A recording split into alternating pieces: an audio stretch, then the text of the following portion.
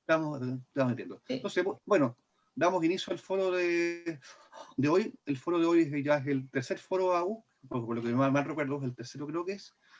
Nosotros somos académicos autoconvocados Universidad de Chile, es para darles una explicación a los que van a escuchar este video, y también a Luis, que reunimos con ocasión del encuentro de la revuelta de 2 de octubre, para justamente pensar la universidad y también proponernos como académicos, como agendas también de cambio en esta sociedad, y insertarnos también dentro de los movimientos que están en el país.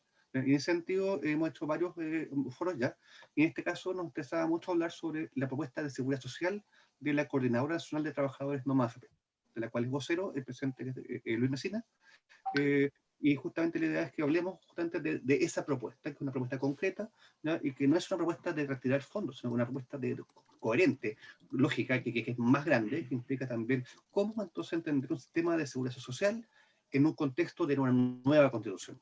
Luis además es candidato a la constituyente, entonces de alguna manera u otra, ojalá salga elegido, digamos, por un lado. Además de eso, va a tener un rol importante también en la redacción de esta constituyente. Entonces, por ende, la eliminación va a ese lado. Y va Luis como vocero también de la coordinadora. Entonces, dejo ustedes con Paula para que haga la presentación general de Luis y de la coordinadora, y después Luis. Muchas gracias, Ignacio. Bueno, muy buenas tardes. Queremos darle la bienvenida a todos los que nos están escuchando en este momento, y especialmente a la coordinadora por haber aceptado esta invitación a través de Luis Mesina, un gran dirigente, líder social, que ha estado desde el comienzo, la Coordinadora Nacional de Trabajadoras y Trabajadores No Más AFP, que viene por allá desde el 2008, 2009, luchando por poner el tema de las pensiones en nuestro país como un punto central de discusión para pensar otro Chile, para pensar otro modelo de seguridad social. Entonces, en ese sentido, queremos partir pensando 2 grandes preguntas, Luis, y que tal vez la experiencia de la coordinadora nos pueda ayudar a acercar esta discusión no solamente al campo de la academia, sino sobre todo con la academia, ir aportando, digamos, en esta reflexión, en esta difusión de ideas, y sobre todo poner el centro, ¿no?, de cómo, hacia dónde orientar el cambio de nuestro país. Y ahí, ¿cuál es la visión, cuál es el diagnóstico que tiene la coordinadora acerca de lo que hoy día, hasta hace unas semanas atrás, veníamos discutiendo acerca, por un lado, del retiro de los fondos como una medida para poder enfrentar la crisis generalizada que hoy día tenemos en el país? Por un lado, ¿cuál es la visión que ustedes tienen respecto de esas medidas que han sido impulsadas desde distintos lugares?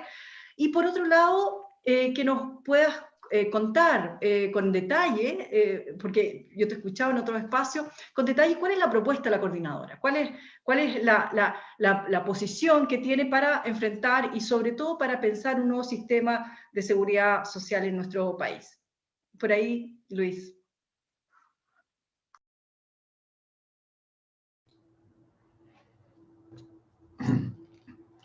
Bueno, ¿de cuánto más o menos dispongo para poder? Son 2 preguntas bien extensas, pero ¿de cuánto dispongo más o menos? Sí, mira, lo pensamos un poquito, 30 minutos, 40 minutos, y después una ronda de preguntas, pero la verdad es que 1 hora total, 1 hora, Ya. tal vez un No, poquito justo, pasado. lo más rápido posible, perfecto, pero... Tenemos un total de más o menos 1 hora en conjunto. O sea, Ok, justo bueno, sí, voy a responder las 2 preguntas, 2 ejes que plantea Paula, y también respecto de esta cosa de la coyuntura, el diagnóstico de por qué el tercer retiro. Bueno, en primer lugar, este movimiento tomó en sus manos una consigna que es No Más AFP. Pero No Más AFP representa mucho más que esa simple o profunda consigna. No Más AFP tiene 2 fundamentos que son los que le dan sustentabilidad a lo largo del tiempo. La primera dice relación con que este sistema, que cumplió el 1 de mayo recién pasado 40 años de implementación, porque el decreto ley se promulgó el 6 de noviembre del año 80, pero la aplicación de Piñera, con esta suerte de macabra intencionalidad, después lo dice en un libro José Piñera, quería que esta fecha histórica, el Día Internacional de los Trabajadores, que según José Piñera Echenique es un día donde el comunismo y las fuerzas de izquierda y del mal exacerban la lucha de clase, lo dice textualmente, o sea, casi textualmente, estoy repitiendo frases de él, que este día se ha convertido en un día absolutamente nefasto para el mundo, para la sociedad, porque los comunistas y los izquierdistas agudizan las contradicciones. Entonces lo que pretendía es por qué se concentró en que el 1 de mayo partiera el decreto ley 3.500, porque lo que quería, y lo dice en su texto, esto sí, quería cambiar la concepción de proletarios por la de propietarios. Ese es el fundamento, y lo dice José Piñera. Quería que a partir del 1 de mayo del año 81 los y las trabajadoras chilenas sintieran que son propietarios del país y no proletarios. Bueno, 40 años se cumplieron, como digo, este 1 de mayo y el resultado es catastrófico.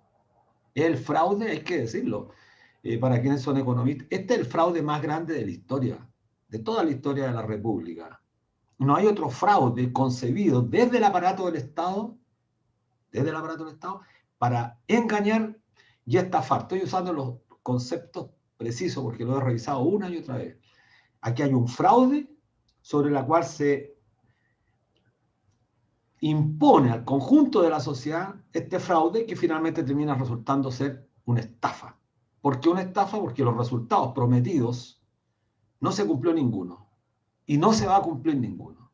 Y eso lo paso a demostrar ahora en lo que les voy a dar como algunos antecedentes que me parecen fundamentales. Bueno, actualicé algunos datos a propósito de esta presentación. Miren, las personas que han cotizado entre 10 a 15 años y que hoy día están pensionados, están recibiendo promedio pensiones de 220.000 pesos. Los que cotizaron entre 15 a 20 años, 260.000 pesos. Los que cotizaron entre 20 a 25 años, 360.000 pesos. Y los que contribuyeron, que son la excepción, entre 30 a 35 años, promedio 450.000 pesos, que es el récord. Estos son promedios. ¿Cuál es el promedio de los actuales pensionados por todo el sistema? El promedio de todas las pensiones hoy día está por debajo del ingreso mínimo y un 74% de los actuales pensionados tiene pensiones por debajo de los 300.000 pesos. 74%. Y un dato que me parece a mí relevante es que entonces cuando uno da estas cifras, ¿qué ocurre? Que los defensores del sistema replican o refutan señalando que el problema es que los promedios son engañosos, porque los promedios consideran a personas que cotizaron 30 años y también a personas que cotizaron muy poco tiempo, por lo tanto hay una deformación. Pues bien, entonces tomemos a aquellos trabajadores que han cotizado entre 30 y 35 años, lo que es un récord en este país. Solo 119.630 personas logran y pueden autofinanciar una pensión por debajo de los 297.000 pesos. Esto va a quedar grabado afortunadamente, entonces ustedes después lo pueden contrastar. Porque siempre se meten en estos programas los bots, los defensores enfermizos, los traders del sistema financiero, se ponen a buscar las cifras especiales. Entonces por eso estoy siendo tremendamente riguroso. Los que cotizaron entre 30 y 35 años, no sé cuántos de ustedes tienen más de 30 años ahí, solo 119.630 personas lo lograron y pueden autofinanciar una pensión por debajo de los 297.000 pesos. Y solo, este dato es relevante, solo 52.419 personas lograron cotizar entre 35 y 40 años. ¿Cuánto lograron autofinanciar como pensión? Promedio 438.000 pesos. La mediana es re compleja porque la mediana nos permite a nosotros tener una visión más acertada de la realidad. Pero solamente para darle un dato que hace poco lo dije en un programa con estos sectores radicales, defensores de las AFP, y montaron en cólera. Estos datos que les estoy dando son los datos de la superintendencia. Y para liquidar mi argumentación, los derechistas usaron estos datos en contra mía, pero no se daban cuenta que con estos datos lo que estaban haciendo era consolidar las posturas nuestras para acabar con el sistema. Esto es lo mejor que muestra la derecha para defender este sistema. Y a raíz de qué montaron en cólera, porque señalé yo en ese programa, y además este es un dato también irrefutable, porque está en los datos de la superintendencia, la mitad de las mujeres que se está pensionando desde la mitad del año pasado hasta ahora, la mitad, es decir, la mitad de ella, la mediana, la ordenamos de mayor a menor y vamos a la mitad, las pensiones están por debajo de los 35.000 pesos. Eso es lo que pueden autofinanciar las mujeres. 35.000 pesos. Y esas mujeres tienen que esperar 5 años para cumplir 65 y poder aspirar a los beneficios del pilar solidario. No todas, las que logran acreditar que pertenecen al 60% más pobre del país. ¿En cuánto les sube su pensión de 35.000 pesos? A 110, en el mejor de los casos 120. De eso estamos hablando. ¿Cuánto es el ingreso mínimo en Chile? 326.500 pesos. El mínimo, que es un estándar, yo diría, bastante razonable para tener en cuenta para los efectos de determinar cuán lejos o cuán cerca estamos en términos de promedio de mediana. En América Latina, México y Colombia tienen un sistema casi parecido, casi igual al nuestro, casi digo. México tiene las AFORES y Colombia tiene las AFP. En Colombia subsiste una AFP pública que es muy grande y en México coincide o sigue vigente con un sistema público. No es lo mismo que el INP acá allá para los activos también. Bueno, entonces en un foro que tuvimos con colombianos y mexicanos, no hace mucho, queríamos determinar cuál era la pensión promedio que pagaban ellos, la menor, y nosotros, los colombianos mexicanos. Entonces tratamos de convertir en dólares la pensión mínima, 35.000 pesos. Pero no sirve para los efectos de poder significar el monto que estamos diciendo entre mexicanos, colombianos y chilenos si no expresamos en dólares. ¿Saben por qué? Porque un dólar, y ustedes lo deben saber, no tiene el mismo valor aquí que en otro país. Entonces un pasaje del metro en Chile vale más de un dólar en la hora punta y en México vale 0,20 centavos de dólar un pasaje del metro. Entonces no sirve. ¿Cuál es el mejor, y aquí Ignacio, que es economista, cuál es el mejor indicador? Uno de los mejores. Ingreso mínimo. Porque el ingreso mínimo, independiente que uno esté en contra o a favor del monto, o esté en contra o a favor de la canasta, cómo se construye, establece un criterio. Y todos los países más o menos lo estimulan o lo estipulan de igual forma. Bueno, ¿saben cuánto es la pensión mínima en México y Colombia? Un sueldo mínimo. 326.500 para que lo entendamos acá. Y estos datos no se quieren discutir, por eso no nos invitan a nosotros a la televisión. Estos datos. Estos son datos todos de la Superintendencia de Pensiones, no son los nuestros. Nosotros los hemos interpretado. Y les voy a dar un dato y con esto termino la primera parte para demostrar por qué las AFP no sirven. Porque un sistema de pensión hay que evaluarlo en el largo plazo, siempre nos dicen los defensores. ¿Cuánto es el largo plazo? 30 años, dice la OIT. Bueno, aquí estamos en 40 años. Tiempo más que suficiente. Y teniendo presente además que la densidad, es decir, los años que realmente un trabajador o trabajadora cotiza o contribuye al sistema, en el caso de los hombres el promedio es 21. Y en el caso de las mujeres son 13 años. Eso es lo que cotiza la gente normal en este país. Las razones son múltiples. Aumento del empleo informal, contratos informales, incorporación tecnológica que destruye y desplaza fuerzas productivas, etcétera, etcétera.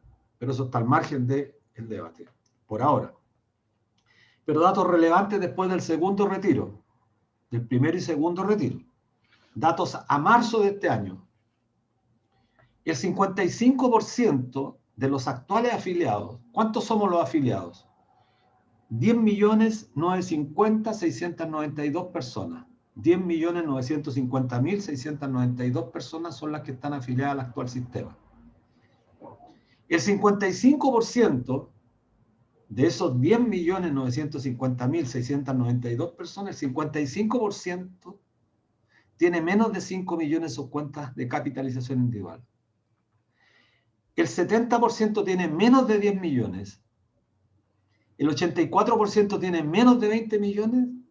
Y esta es la cifra para salir a recorrer el mundo, a quienes defienden este sistema. El 90% tiene menos de 30 millones de pesos. El 90%. Ustedes no sé en qué rango están, pero con 30 millones se puede autofinanciar una pensión promedio de 110.000 pesos.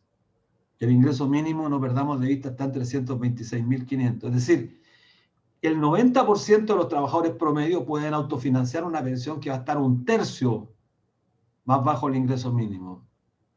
Y en toda la propaganda se nos decía el año 80-81 que la tasa de reemplazo, es decir, el porcentaje respecto al sueldo que usted recibía al final de su vida activa, iba a estar en el mejor de los casos en un 75, en 80, y el año 2020 llegábamos al 100% prácticamente. Bueno, estos son los datos irrefutables. Ahora alguien podrá decir, y de ustedes podrá decir, sí, pero estamos mostrando solamente la parte negativa. Veamos los positivos. ¿Cuántos tienen más de 100 millones de pesos en sus cuentas de ahorro individual? De los 10.950.000, 692 personas, ¿cuántos tienen más de 100 millones de pesos? 2%. El 2%. O sea, un poquito más de 2.000, 2.500 personas. De eso estamos, estos son los datos, insisto, irrefutables. Entonces, por eso estamos contra el sistema, porque en tanto este sistema, un sistema de pensiones tiene que buscar cumplir con uno de los condicionamientos básicos, que es pagar pensiones, pero pagar pensiones cuyo monto cumpla con un principio que la OIT ha establecido como fundamental, que es el principio de la suficiencia, es decir, que la pensión, el monto, le sirva a la mujer y al hombre, cuando está pensionado, atender las necesidades derivadas de los estados de necesidad. Eso lo dice casi textual la OIT. Y ustedes comprenderán con 35.000 pesos, con 110.000 pesos, la gente sigue trabajando, al punto que la semana pasada, recién pasada, mostraron una mujer de 82 años que sale a trabajar controlando el tránsito ahí en Melipilla porque su marido de 100 años recibe en ello una pensión de 150.000 pesos y no le alcanza. O un señor que tiene que viajar de Calera a Viña del Mar y tiene 81 años y su mujer de 91 porque su pensión tampoco le alcanza. Y de eso estamos llenos, repletos de casos. Bueno, por eso estamos en contra. Por eso no más FP. Y la segunda parte, ¿por qué estamos por no más FP? Porque este sistema es un sistema que hace transferencia permanente de flujos de capital para inyectarlo en el mercado de capitales. Y en este mercado de capital, y ahí Ignacio, no sé quién más economista acá, estará de acuerdo conmigo, que Chile dispone de un mercado de capitales único en el planeta, medido por el producto. Tenemos hoy día 206.000 millones de dólares, el producto está cerca de los 300.000, es decir, tenemos más de 2/3 de equivalente al producto que está en el mercado de capitales. Y esta bolsa es gigantesca. Cada vez se ha ido modificando la norma de forma tal permitir que mucho de este capital, que no es más que la expresión monetaria del trabajo acumulado de hombres y mujeres en este país, se puede invertir en el exterior. Y ya tenemos casi 90.000 millones invertidos en instrumentos financieros que financian ¿qué? Financian la expansión del capital, no en la economía real, en la economía ficticia. Dejo esta pregunta planteada que espero responderla antes de terminar. ¿Ustedes se han preguntado cómo el año 2020, que estuvimos confinados más de 4 meses, casi todos los que estamos acá, reales, porque ahí sí que hubo confinamiento, ahora es un chiste este confinamiento, pero el 2020 sí estuvimos confinados porque teníamos más miedo? ¿Ustedes se han preguntado cómo, si la economía cayó tan fuertemente, cayó por debajo de cero? El primer retiro impidió que cayera casi en 2-3 puntos, decía Scotiabank, por ejemplo, pero cayó alrededor del 6%. Toda la economía mundial cae. ¿Ustedes se han preguntado cómo los multimillonarios chilenos lograron incrementar su patrimonio y sus utilidades en más de un 30%? ¿Se han preguntado alguna vez? Si yo a ustedes, por ejemplo, cualquiera de ustedes hubiese dispuesto en un momento en sus manos el 2020 de 100 millones de pesos, para no hablar cantidades tan grandes, 100 millones de pesos, ¿qué habrían hecho? Yo trabajo en el sistema financiero hace 40 años. ¿Qué habrían hecho con 100 millones de pesos? Si los depositaban en el banco les daba el 0,22, o sea, habrían perdido plata, habría sido menos que la inflación. ¿Qué habrían hecho?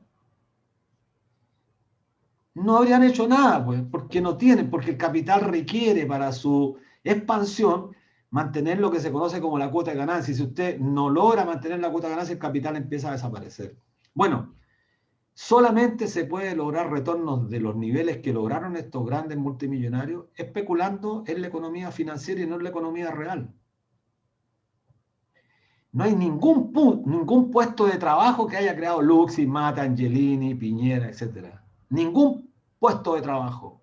Al contrario, han destruido de manera permanente puestos de trabajo. Entonces la pregunta es, ¿cómo este capital genera tanto retorno? Lo genera porque cada vez en el planeta hay una suerte de acumulación, de concentración del capital especulativo, y esta es una vieja discusión de mediados del siglo pasado entre Keynes, que criticaba, Keynes, un defensor acérrimo del capitalismo, criticaba fuertemente la expansión del mercado financiero, y por eso era partidario de controlar la banca, fundamentalmente.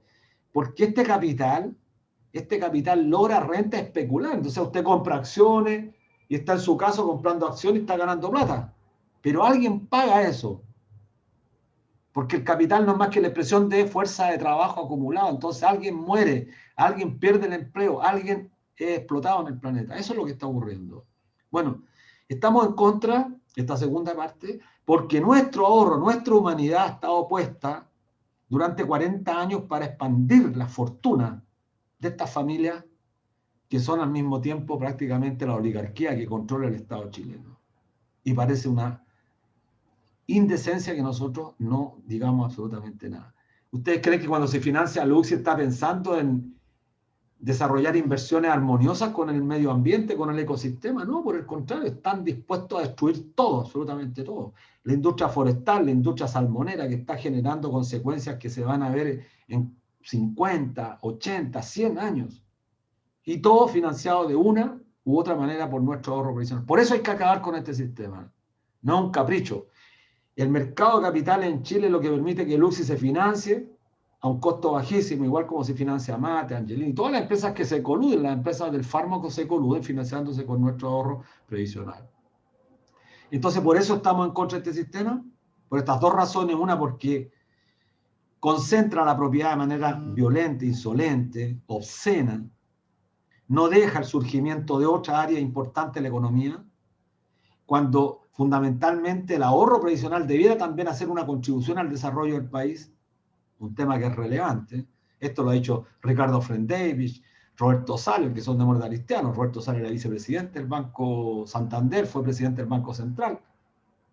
Y ellos han criticado este sistema, porque con este gigantesco ahorro nosotros podríamos estar construyendo grandes líneas ferroviarias de aquí a Puerto Montt, Arica, desconcentrando los puertos de forma tal que el transporte de carga baje ostensiblemente su costo, de manera tal mejorar el nivel de transferencia de las mercancías, y por eso se subsidia el transporte de pasajeros y mejora la calidad. Los que conocen Europa saben perfectamente que el tren después del avión o el avión después del tren son los mejores medios de transporte, con menos contaminación, con menos externalidades negativas. Y en Chile, curiosa y extrañamente, que tenemos Santiago Puerto Montt casi en línea recta, no se permite la expansión del ferrocarril, y sí se permite la expansión de la concentración de un gremio casi monopólico, oligopólico, como es los camioneros de Chile.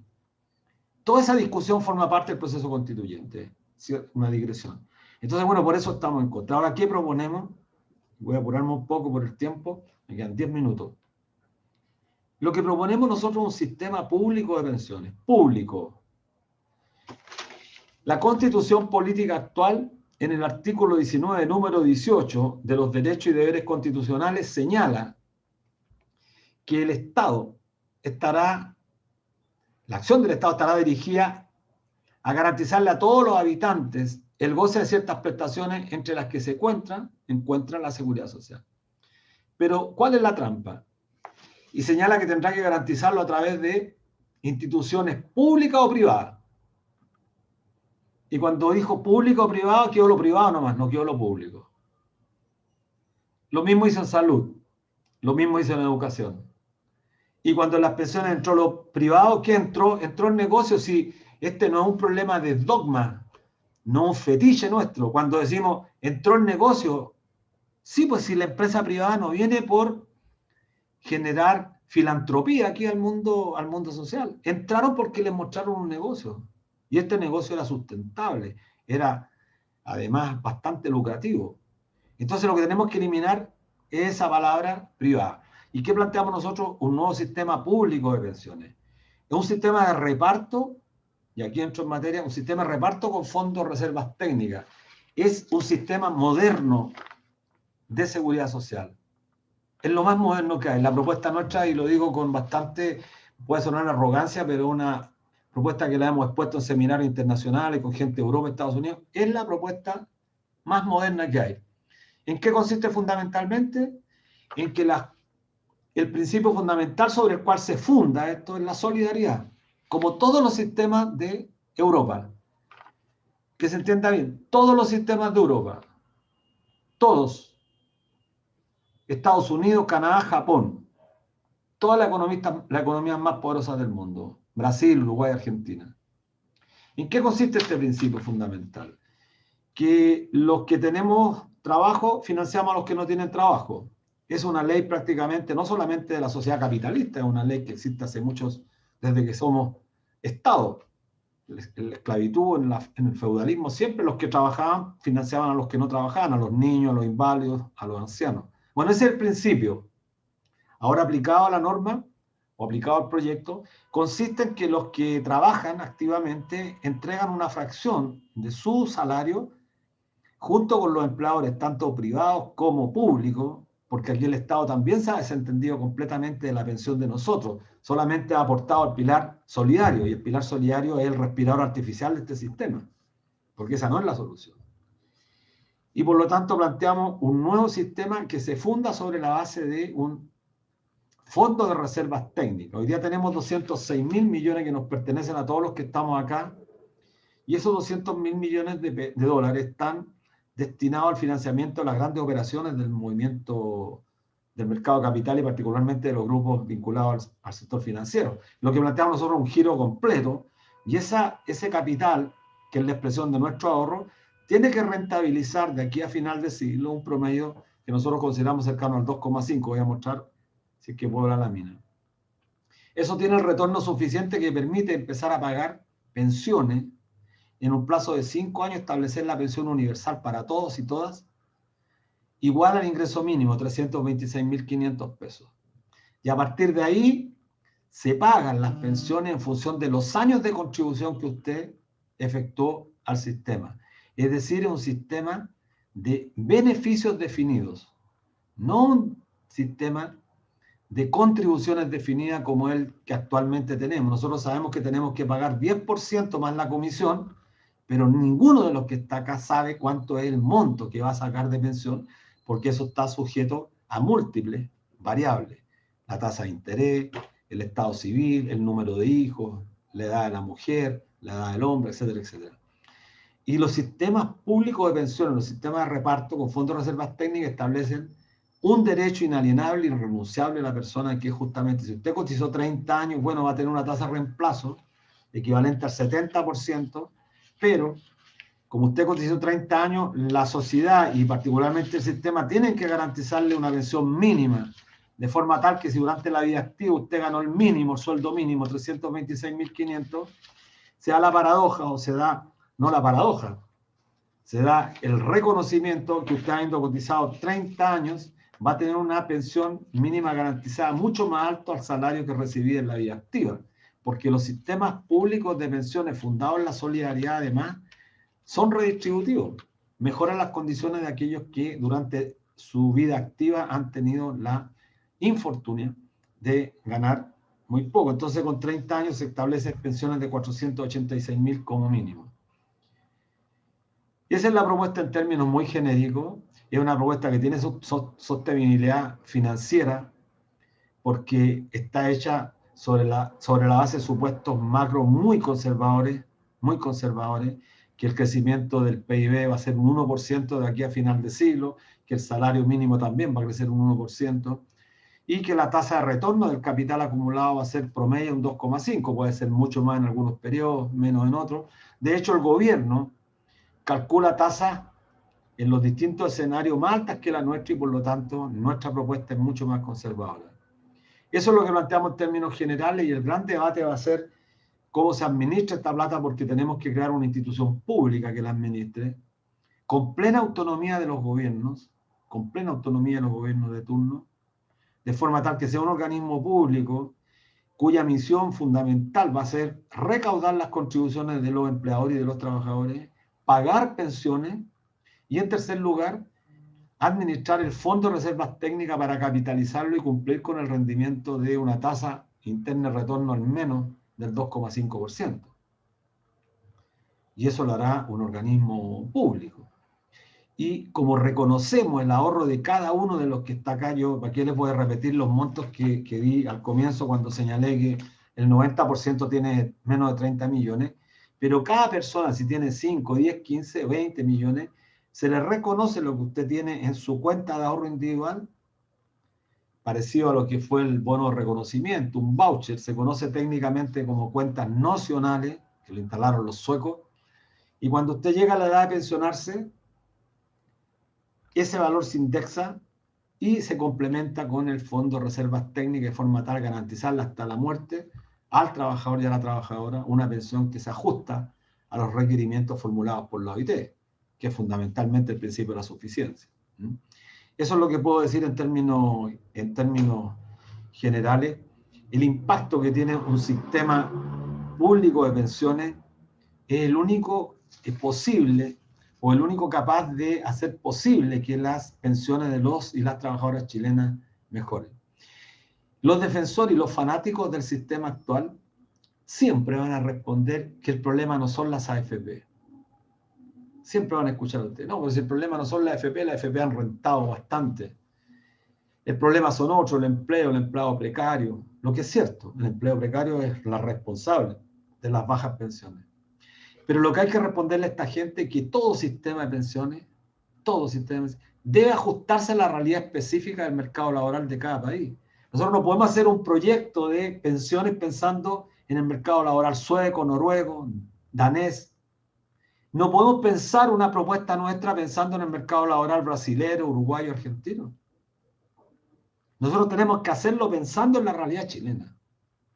Y ese lineamiento tiene que hacerse en el marco de lo que va a establecer la próxima constitución en el proceso constituyente. La realidad del mercado laboral chileno.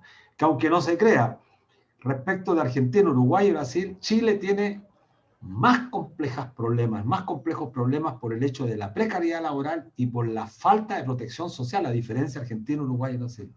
Entonces, en 1 año, 2, 3 años más, que nadie pueda augurar proyecciones de crecimiento sobre el 4 o 5% en este país. Lo cierto es que Chile, a diferencia de todos estos países, es el país que tiene la economía más abierta al mercado mundial. Depende casi, yo diría, completamente del precio de los commodities. Y si China deja o baja su crecimiento económico, tiene un impacto directo en el precio de los metales y por lo tanto en el ingreso del país. Entonces, no es posible construir una propuesta que no se ajuste, pero estrictamente a las características del mercado laboral. Termino. Chile es el país de América Latina más bancarizado, lejos del más bancarizado. Hasta hace algunos años atrás le seguía a Brasil y México. Un poquito más abajo Colombia con Argentina. Pero Chile estaba muy arriba. Cuando hablamos de un país bancarizado, hacemos referencia a un país donde la mayoría de la población interactúa casi diariamente con instrumentos financieros. Sea el tipo que sea, cuando usted tiene una tarjeta y saca dinero de un cajero automático, ya está intermediando financieramente. Intermediando, esta palabra no es menor. Porque ese dinero es virtual en el fondo. Si usted paga, hace una transacción, usted no vio el dinero físico, pero alguien hizo esa operación. Y esa operación tiene un costo y la controla el sistema financiero. Se está dando la paradoja que ya hay mucha gente que durante un año no vio nunca dinero. No vio físicamente el dinero. O sea, todas las transacciones pagaba la luz, pagaba el internet, todo lo pagaba a través de transferencias electrónicas, Red Band.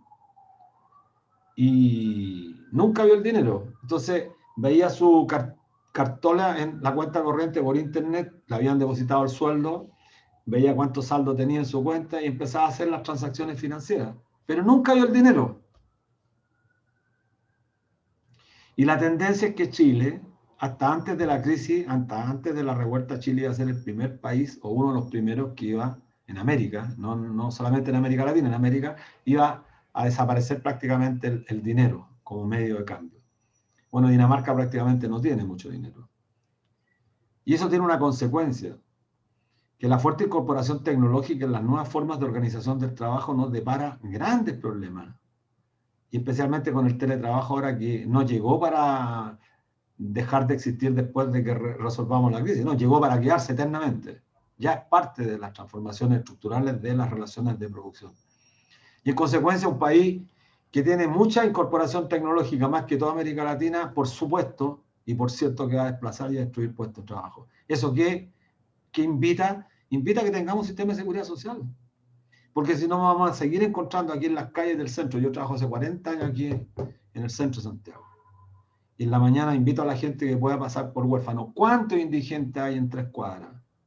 En huérfano, no más, aquí en Estado, cuando hablo todos los días aquí en Agustina con Estado, hay gente a las 6 se saca la corbata y está levantando las carpas, la gente no sabe porque ya llevamos 2 años prácticamente o 1 año y medio.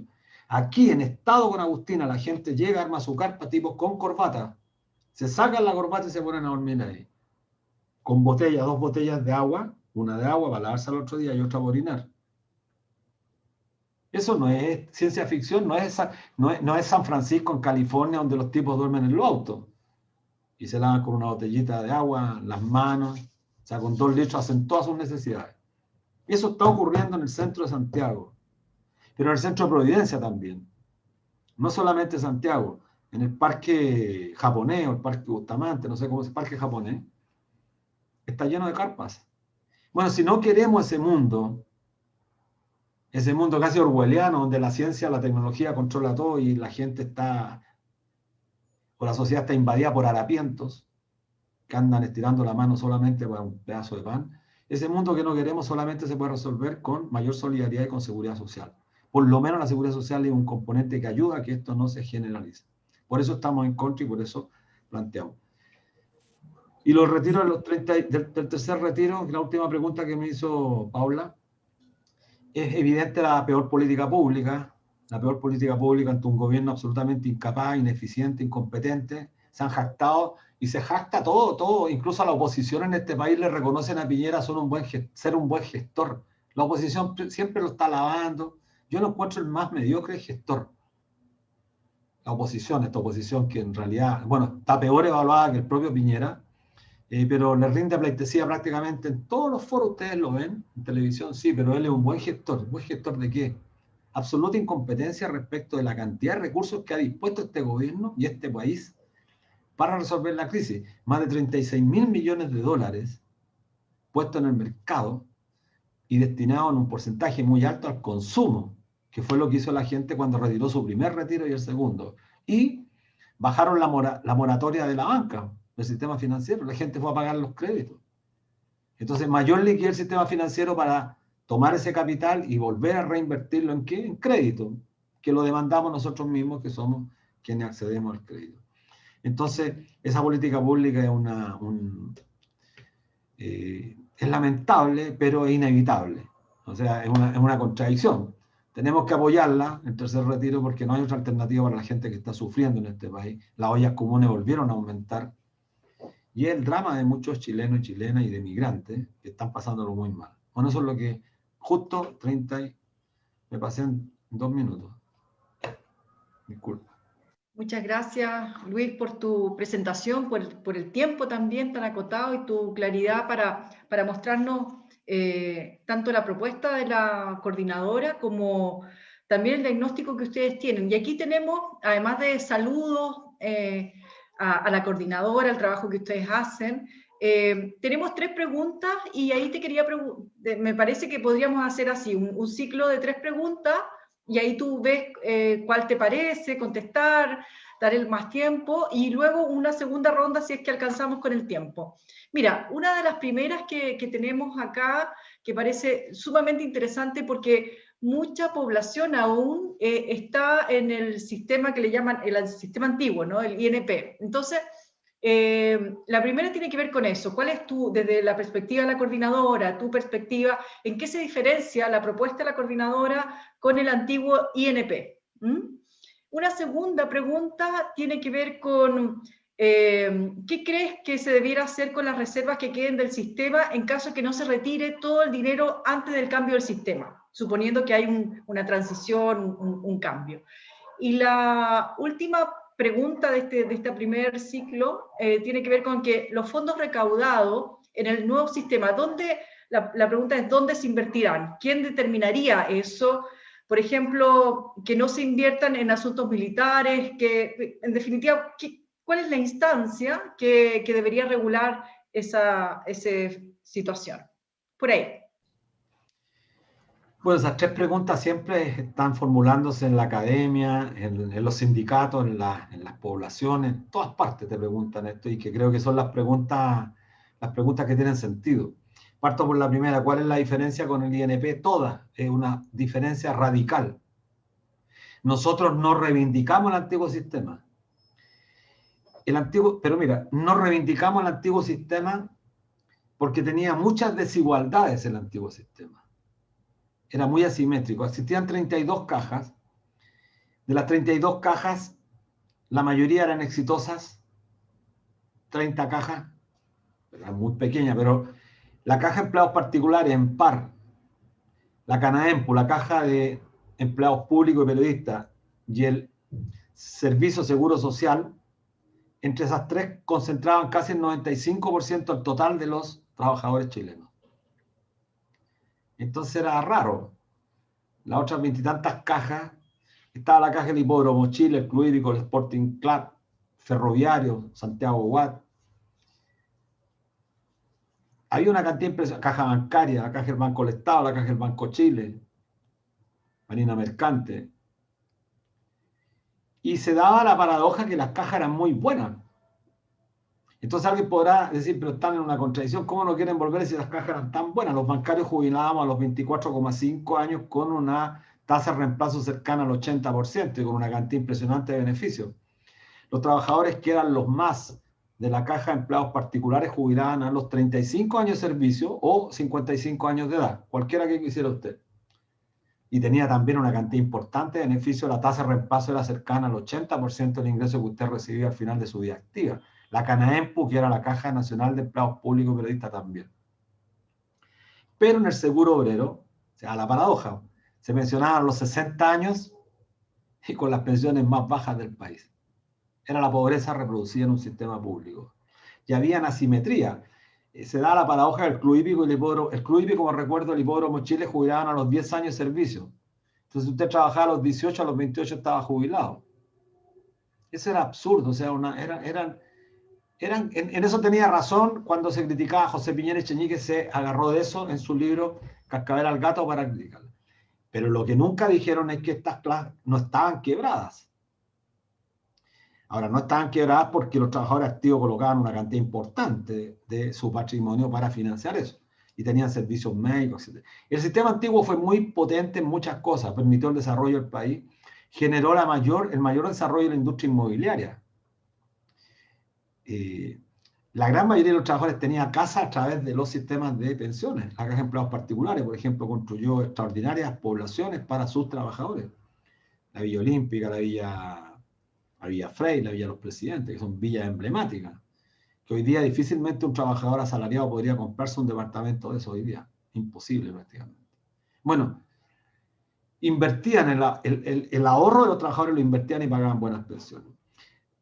¿Por qué decimos que es distinto? Porque nosotros somos partidarios de un sistema público único, porque tiene que cumplir con otro principio, unidad. O sea, un sistema que beneficia a todos y a todos los trabajadores del país. Eso ocurre en toda Europa, no hay varios sistemas. No hay sistemas que permitan que los grupos de poder que coyunturalmente tienen más potencia o más poder puedan ejercer beneficios corporativos para ciertos sectores. ¿Sí? Eso es francamente increíble. O sea, usted por el hecho de ser trabajador y pertenecer a una empresa con 30 trabajadores no tendría ninguna posibilidad de cambiar el curso de sus beneficios frente a otro trabajador que está en una empresa con 2.000 o 3.000 y que pueden hacer paralización, portuarios, los mineros que tienen mucha más fuerza, ¿sí? Tiene que ser un sistema porque la seguridad social no es un privilegio, es un derecho. Y dicho eso, siendo un derecho, es inalienable para toda la persona que vive en este país. Entonces, la diferencia con el INP, que tiene un carácter público, en eso sí rescatamos del INP. Tiene un segundo principio que es relevante, que es el principio de la solidaridad que tenía el antiguo sistema.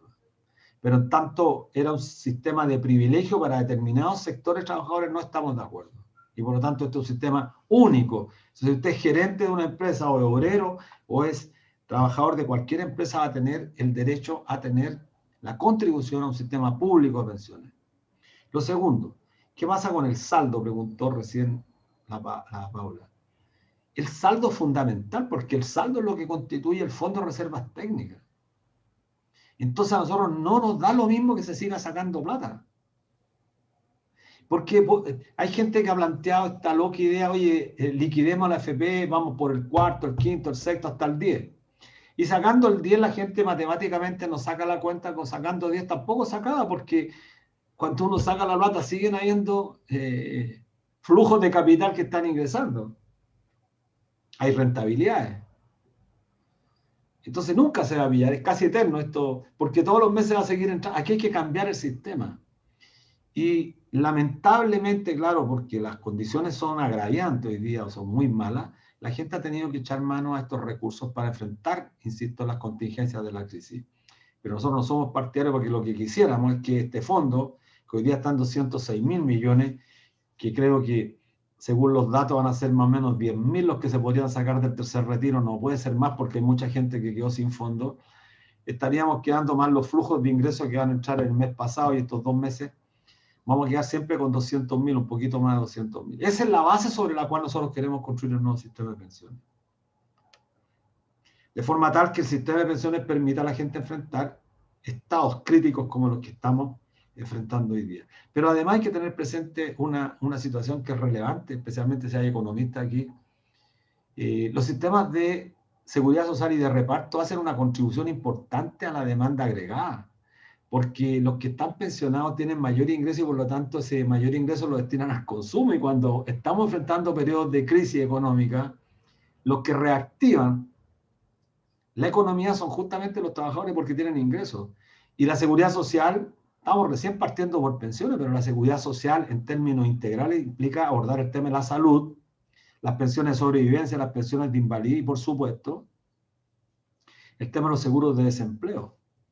¿Cómo vamos a enfrentar en la etapa que se viene este proceso de hacer frente a las personas que van a perder el empleo? Bueno, ahí está la renta mínima universal que se está planteando. Nosotros la tenemos en nuestra propuesta, la tenemos hace 6 años atrás. Ahora están hablando de la renta básica garantizada, que eso por un periodo de 2 o 3 meses. Pero nosotros estamos hablando de la renta universal para las personas que cumplan con el criterio del sistema, claro, para la gente mayor. Pero tenemos que ir avanzando en la idea de establecer una pensión universal para todos los trabajadores. Y eso es la perspectiva de avanzar también hacia la renta universal, que algo está planteando el Congreso del Futuro. Hace poco se realizó en Chile y están planteando que, dada la crisis económica mundial, en los próximos años se va a tener que ver enfrentado el Estado a tener que financiar este tipo de renta a la gente. La otra pregunta decía, la inversión, ¿quién determina? Es una pregunta muy buena porque siempre nos dicen que el Banco Central es un organismo autónomo, no tiene nada autónomo. El Banco Central es un organismo cuoteado políticamente. El presidente del Partido Socialista, después es el organismo más cuoteado políticamente, el Banco Central. ¿Y por qué no tienen crisis? Bueno, para que sepa la gente que no escucha, porque el presidente gana 17 millones y los otros consejeros 15 millones y tienen viáticos, pero que son extraordinarios porque tienen que ir una vez al año a las reuniones de los gobernadores en el Fondo Monetario, en el Banco Mundial. Y hay una serie de regalías que son abominables. Abominables. Son una institución parasitaria, porque no produce absolutamente nada. ¿Y cuál ha sido su foco? El control de la política monetaria, porque eso lo dictaminó el consenso de Washington fundamentalmente. ¿Asociado a qué? Al control del gasto público, esencialmente el control de la inflación. Y eso tiene que ver con determinadas políticas macroeconómicas que desgraciadamente no siempre están de la mano de la política social. Y si el día de mañana, después de la Constitución, queremos tener un gobierno que realmente lleva adelante ciertos postulados y tenemos un banco central con esta gente, lo más probable es que tengamos un choque al primer mes. No sea posible. Porque la inflación, el control de la inflación la han convertido en un dogma de fe. Y la inflación, por supuesto, a nadie le gusta la inflación, pero la inflación en porcentajes que no sean incontrolables no tiene absolutamente ningún problema. A veces la inflación sirve justamente como palanca de reactivación.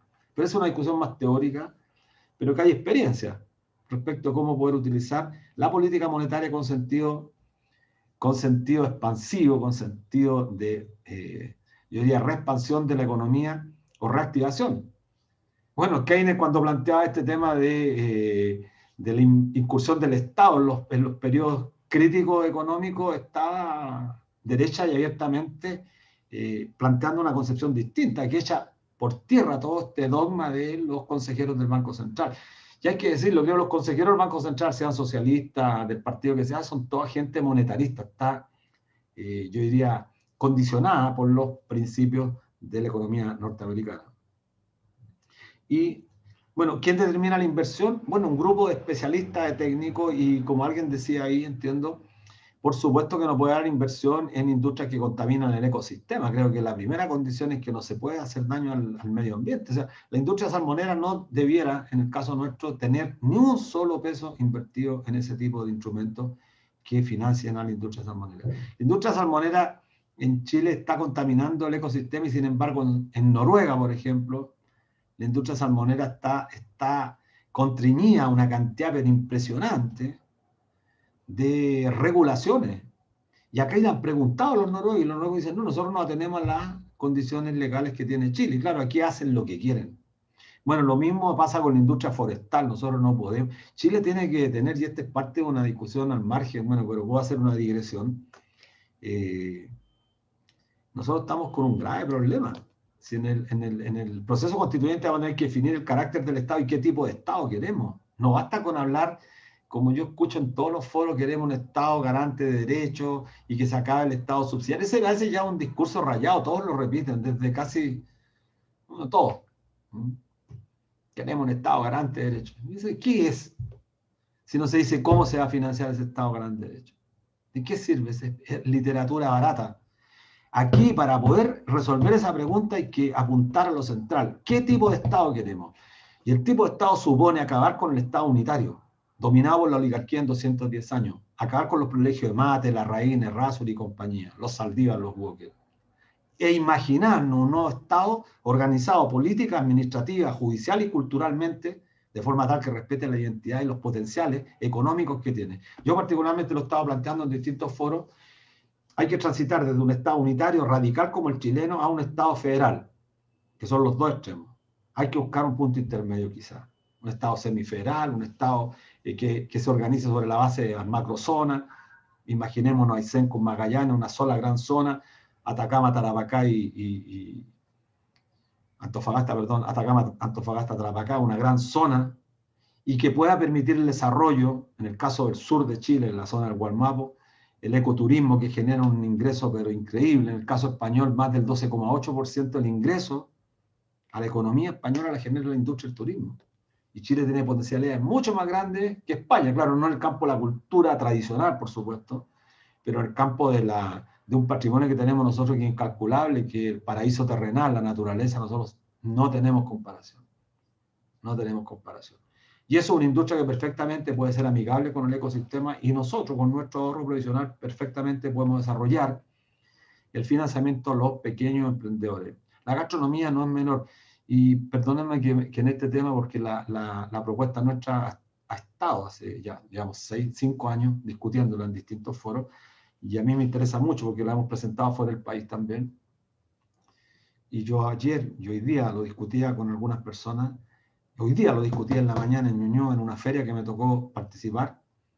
¿Ustedes saben cuántos restaurantes están quebrando? ¿Cuántas fuentes de soda? ¿Cuántos bares están quebrando en el país? son gigantescos en Valparaíso. Y los bares, esta discusión, prácticamente nunca, los bares representan parte de la identidad. Aquí en el centro de Santiago quebró el restaurante, no el restaurante, el Café Colonia, quebró el restaurante, se volvió el nombre, pero están quebrando muchos. El Bar Nacional, que son los que están ahí, están muy mal. Y eso forma parte de la identidad de nuestro pueblo. En Europa, los restaurantes, los bares, los cafés, cuando enfrentan estas contingencias de las crisis, los municipios se encargan justamente de atender esas consecuencias financieras a costos bastante bajos, de forma tal que haya continuidad. Por eso nos encontramos en Italia, en España, donde el turismo se desarrolla, con que hay restaurantes, pequeños negocios que tienen 100, 120, 150, 180 años. En Chile no hay ninguna política y eso genera una pérdida de empleo brutal. El comercio, ese tipo de negocio tiene una, yo diría, una fuerte presencia en la mano de obra que contrata. Y por lo tanto, bueno, lo que pasó con la fuente alemana, el Nuria, que estaba aquí en Agustina, que es histórico, quebró también. Entonces hay pura óptica en el centro. Nos estamos llenando así como en la década del 80 nos llenamos en las mejores esquinas de las grandes ciudades, en todo el país, de las 3 farmacias. Entonces, en toda la ciudad hay 4 esquinas y siempre habían 3 farmacias. Era la mejor expresión de que Chile estaba enfermo. No habían bares, no habían café, como en Argentina, por ejemplo, como en España. Y sin embargo, ahora ustedes vienen al centro lleno de ópticas, lleno de ópticas. Todo Maquier era primero, ahora todo San Antonio. En las 4 esquinas de Moneda, con San Antonio, con Estado, con OMA, usted tiene óptica. ¿Qué refleja eso? Y están desapareciendo todos los restaurantes. Aquí en la calle San Antonio desaparecieron varios restaurantes antiquísimos, de 80 años. Bueno, esta es una digresión, disculpen que me haya extendido ahí, pero tiene que ver con la inversión de nuestros fondos de pensiones, cómo los fondos de pensiones generan empleo sustentable a mediano y largo plazo.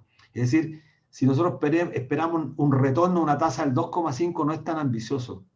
Promedio, o sea, un año puede ser un 1, un año puede ser un 3.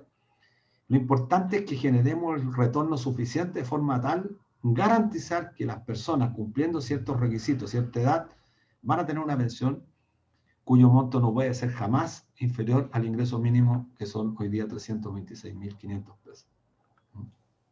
Luis, te quería pedir ahora algunas preguntas más que han salido. Sí, Paula, tú las quieres leer. Una pregunta que salió de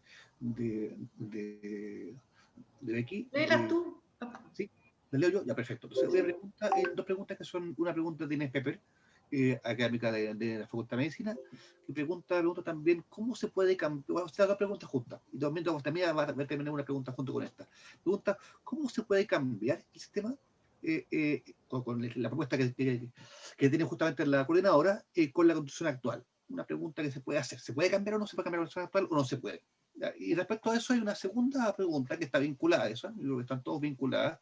Pregunta, la pregunta respecto a los ámbitos de la social, para quienes no son economistas, ¿cómo se puede implementar un sistema social que se haga cargo efectivamente de entregar condiciones de vida dignas a la gente, a las personas más precarizadas de la sociedad?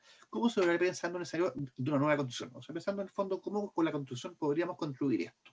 O sea, tenemos una pregunta sobre si se puede hoy día con lo que tenemos, una pregunta sobre la constituyente, y una tercera pregunta que quisiera más. Yo, si me voy a dar el lujo de hacer una tercera pregunta, y pido disculpas al respecto, que es vinculado, yo trabajo en la campaña también con Luis, en lo que puedo. La pregunta está vinculada justamente a qué diseño podríamos tener en la Constitución. Y una cosa que yo pensaba mucho, por ejemplo, para el tema de educación, el tema de salud, diseño, podemos tener diseño general para que justamente todos estos derechos que están pensados, derechos a la salud, derecho a la educación, derecho a la social, no sean entregados vía voucher, como se hace ejemplo de educación, y no sean entregados vía FP. O sea, es decir, ¿qué forma tengamos? Yo creo que hay propuestas al respecto que se podemos hacer exactamente para impedir que estos derechos se conviertan nuevamente en voucher, nuevamente en mercancía, en el fondo. Y esas son 3 preguntas que las 3 vinculadas. No sé si es una pregunta largo, pero si puede responderlas, algunas por lo menos de estas ahora, encantado. Y bueno, esa es la primera parte de cómo garantizar, proporcionar condiciones de vida digna a las personas más precarizadas. Bueno, lo que en esencia nuestra propuesta plantea al establecer para todos y todas una pensión universal igual al ingreso mínimo, que para quienes nos escuchan quizás suene un tanto precario sostener que la pensión mínima debe ser igual al ingreso mínimo, pero también tenemos que tener en cuenta que no tenemos más plata porque el ingreso, el 50% de los chilenos tiene ingresos por debajo de los 410.000 pesos. Entonces, uno tiene que construir, como lo he dicho y lo planteaba, un sistema de pensiones que tiene que ajustarse a la realidad de cada país y tensionar al máximo el uso de los flujos futuros de capital que vamos a tener nosotros sobre la base de proyecciones que son realistas. Piensen ustedes que nuestra propuesta establece un crecimiento del salario del 1% de aquí a 2100, de 79 años, el 1% promedio del salario. Una inflación del 3,5% anual. Y eso en función de que avisoramos tendencias no crecientes de la economía real. Entonces, aprobada la Constitución en el año 2022, que va a permitir el establecimiento de ciertas garantías de los derechos sociales, lo que viene o lo que corresponde después, que es un tema que no lo estamos efectuando ahora, ¿cuándo asumen las nuevas autoridades políticas que tendrán que dirigir el Estado bajo los nuevos designios de esta nueva Constitución? Porque si elegimos autoridades en noviembre de este año, que van a asumir en marzo del 2022, y la Constitución se va a estar aprobando a mitad de año y ellos van a estar 4 años más, bueno, va a haber un contrasentido. O sea, ellos van a estar legislando con esta Constitución del 80 espuria y nosotros vamos a tener otra Constitución que está intentando garantizarnos ciertos derechos. Eso hay que resolverlo, pero es un problema que no vamos a resolver en este foro porque no es un tema técnico previsional, es un problema única y exclusivamente político. Y aquí hay que empezar a pensar, tenemos 6 meses para pensar qué carácter va a tener el próximo gobierno que se elija, si es provisional, si es transicional, si este gobierno que se elige en noviembre dura 18 meses, y que solamente se elige para que pague la cuenta del agua, pague la luz en la moneda, pero en realidad lo único que debería preocuparse es garantizar que el proceso constituyente sea lo más democrático posible, realice el plebiscito de salida y entregue el poder de forma tal que las nuevas autoridades que elijamos sean en función de esta nueva Carta Fundamental. Eso es lo primero. Pero las garantías, y aquí en la respuesta que quiero darle al que la formuló, la garantía va a estar determinada si nosotros sacamos en la nueva Carta Fundamental la otorgación de esta prestación. Y la otorgación de esta prestación tiene que estar garantizada por el Estado, de forma tal que cualquier sujeto pueda recurrir de protección cuando sienta que ese derecho está conculcado, como ocurre hoy día. Porque a uno le señalan que el derecho a la seguridad social es un derecho que está consagrado en la Constitución, pero para los efectos prácticos viene un decreto ley, el 3500, que tiene mucho menos rango, porque es un decreto ley, los decretos leyes son decretos que se formulan en los regímenes de facto, ordena los procedimientos de cómo se pagan las pensiones, y eso funciona sobre el ahorro individual. Bueno, nosotros recurrimos en el año 2019, 18 y 19, no sé si se acuerdan ustedes, de protección en todo el país con los pensionados. El caso emblemático fue el de la profesora María Angélica Ojeda de Antofagasta, que la Corte lo acogió, la Corte de Apelación acogió el de nuestra compañera Beatriz Valenzuela en Punta Arenas, una enfermera, y el de José González en Talca, los 3 fallos. La Corte de Apelaciones definió que sí eran propietarios esos recursos, tenían que retirarlo, pero la Corte Suprema nos dio una paliza, pero completa. Ahora la tenemos en la Corte, en la Comisión Interamericana de Derechos Humanos. Nosotros hemos llevado esta presión hasta afuera. Estamos recién empezando en el concierto internacional y por eso nosotros somos convencidos totales que las AFP van a desaparecer. Es un problema de tiempo solamente, pero van a desaparecer. Este sistema no se puede seguir fundando y por eso se muestra tan sólido, porque está ya empezando a quebrajarse. Y siempre lo que permanece aparentemente sólido es la expresión más concreta que en el campo político está haciendo agua por todos lados. Y claro, nosotros decidimos, y cuando creamos la coordinadora, elegimos tener como adversario de nuestra pelea a los dueños de Chile. No estamos peleando con el dueño de la fábrica de sopaipilla, estamos peleando con Luxi, Mata, Angelini, Larraín, Cruzas, todos los que son dueños de bancos, dueños de Chile, digámoslo claramente. Y esa es la pelea de la coordinadora, y entonces, claro, la única forma de restituir este derecho y la dignidad a las personas pasa por eso. La segunda cuestión que me parece, claro, hubo una pregunta ahí que un señor planteaba, no sé quién, que el gobierno, la concertación de la nueva mayoría podría haberlo hecho así. Tenían mayoría, pero se necesitaba en el marco de la Constitución un quórum muy alto, porque este requiere de quórum calificado, entonces se necesitaban 2/3 para haber acabado con el decreto ley 3500. Bueno, de hecho hay 5 senadores que ya presentaron esta propuesta de derogación del decreto ley 3500, entre ellas Yana Proboste, Jimena Osandón, no me acuerdo, se me fue el nombre, la senadora de Aysén, Jimena Órdenes, perdón. Bueno, los diputados Latorre, los senadores Latorre, de Urresti y Navarro. Los 5, porque 5 votos se querría presentaron el proyecto de modificación constitucional para derogar el decreto ley 3500. Eso todavía está en debate. Si se somete a votación no va a tener los 2/3 que se requieren. Eliminando el decreto ley 3500 es más fácil acabar con esto, pero yo creo que en el proceso constituyente lo vamos a dejar establecido como tal. Y la última pregunta ya se me olvidó, Ignacio. Decía relación, entiendo, con Estaba vinculada, breve, porque ya nos queda poco tiempo también. Ha estado excelente todo esto, te felicito, digamos, porque ha estado muy sólido.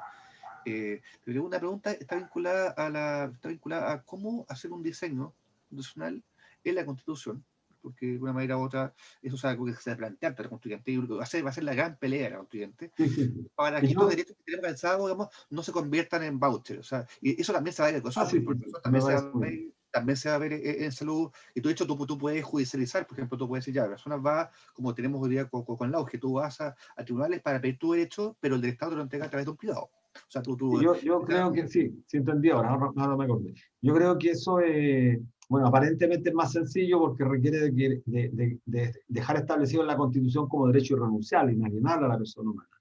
Y después va a ir la ley más común, la ley más simple, que es la que prepare el nuevo sistema. Por ejemplo, nosotros pensamos que en la Constitución política va a tener que borrarse la palabra en las prestaciones a través de organismos privados. Una vez que logremos establecer eso, entonces viene la derogación del decreto ley 3500, con quórum simple. La pregunta va a ser, ¿cuál es el sistema que va a operar en el nuevo país? Nosotros vamos a disputar nuestra propuesta, vamos a plantear que esta es la propuesta que tiene más sustentabilidad financiera de aquí a final de siglo, y por lo tanto aparecerán otras propuestas. Hasta el momento, en este debate que lleva 5 años, la derecha no tiene propuesta, porque la derecha, su propuesta son las AFP ahora corregidas o modificadas. La mitad de la concertación, su propuesta son las AFP con algún fortalecimiento del pilar solidario. Y ese pilar solidario fortalecido con recursos públicos, es decir, con el IVA fundamentalmente, que es el que más está aportando al erario nacional. O sea, una frescura. Seguir manteniendo este pilar solidario, este respirador artificial por un sistema que está francamente agotado. Y hay un sector de la oposición que está por cambios mucho más importantes, que se asemeja un poco a lo que planteamos nosotros. Pero ahí tendríamos que tener el debate. Nosotros también hemos dicho, nuestra propuesta es una propuesta seria, pero no un dogma de fe. Estamos abiertos a que, bueno, alguien lo convenza a uno que hay otra propuesta mejor. Mira, es tanta la ignorancia que hay en el debate. Por ejemplo, cuando nos toca debatir, dicen nosotros en Chile tenemos un sistema mixto y queremos un sistema mixto, no entienden lo que son los sistemas mixtos. No entienden. Ellos creen que el sistema mixto es cuando cotiza o contribuye, o porque tenemos un pilar solidario. Entonces si tenemos un pilar público, que son el pilar solidario, tenemos un pilar privado que somos nosotros, y tenemos un pilar voluntario, que es el APB. Saben ustedes que el APB lo tiene menos del 10%. El APB, el ahorro provisional voluntario, que lo inventó Ricardo Lago, que tiene una franquicia tributaria impresionante. Usted destina parte del salario a ese ahorro provisional voluntario para mejorar el monto de la pensión, pero al final de la vida activa lo puede retirar completamente sin pagar tributo. Y esto es paradojal porque al fin de cuentas este sistema se funda sobre la base de un pilar solidario, que es el que inventó Bachelet, pero este pilar lo financiamos con ahorros públicos que son en gran parte aportados por el IVA. Es decir, los pobres, desde el punto de vista relativo, pagan más impuestos que Lux y que Mati, desde el punto de vista relativo. mucho más, porque el ingreso que reciben casi el 90% lo destinan al consumo que está grabado por el IVA, y ahí tú, Ignacio, estarás de acuerdo conmigo, casi un quinto del salario, un quinto del ingreso de los más pobres, un quinto, se va a pagar impuestos. En circunstancia que del total de los ingresos de Luxi casi el 1 o 2% paga impuestos. Esa es la diferencia en términos relativos y en términos absolutos. Bueno, eso. Muchas gracias, Luis, por haber abordado todo este diferente, digamos, ámbito de la preocupación por la seguridad social en Chile y los cambios que se requieren para realmente brindar seguridad social en nuestro país con un sistema justo que dignifique la vida de las personas. Yo sé que estamos en la hora, creo que hemos tenido un encuentro sumamente rico contigo y con las preguntas que también han aparecido en este espacio. Y antes de terminar, porque tú nos mostraste de algún modo, no solo la propuesta de la coordinadora, una propuesta que de algún modo tú la mencionas como un nuevo sistema público de pensiones basado en principios de solidaridad, también del fondo de reserva, y cómo este sistema de algún modo también se diferencia del sistema antiguo, ¿no? El INPE, que también es muy clarificador para la población. Pero creo que la cuestión que tú pones también respecto del Estado, el rol del Estado, el cambio que se requiere para impulsar un nuevo modelo de desarrollo, sin duda va articulado con esta discusión que tú nos has planteado tan claramente y que esperamos que no sea la única ni la última vez que podamos seguir discutiendo sobre este debate profundo que viene, ya sabemos, desde el 2016 con esa gran marcha de julio, donde realmente ahí el país entero puso en la calle la necesidad de hacerse cargo de este tema tan vital para la población, para la vida cotidiana de las personas. Así que queremos agradecerte, Luis, y a través de este espacio también hacer un pequeño homenaje, y aquí me tomo la atribución de mis compañeros de la Asamblea de Académicas y Académicos Autoconvocados de la Universidad de Chile, hacer un homenaje a todos aquellos que hoy día no nos están acompañando, producto de esta pandemia que nos ha llevado a muchos y muchas compañeras, amigos, familiares que hoy día no están con nosotros. Entonces, queremos también tener este espacio de reconocimiento y de homenaje a todos los que hoy día no nos acompañan. Y sobre todo dar un mensaje también de esperanza, de que lo que hoy día tenemos en Chile es un momento histórico, un hito fundamental para cambiar la situación de la vida cotidiana de este país. Así que muchas gracias, Luis, por habernos acompañado, y una vez más estás invitado para otra oportunidad, la coordinadora, a este espacio de debate donde la Universidad de Chile se quiere poner a disposición de las grandes demandas y obviamente de las luchas de nuestro pueblo. Muchas gracias. Muchas gracias, Paula. Muchas gracias a todos. Muchas gracias por la presentación. Gracias. Gracias, Paula, también. Gracias, Luis. Súper interesante. Les puedo mandar la propuesta, les puedo mandar a no sé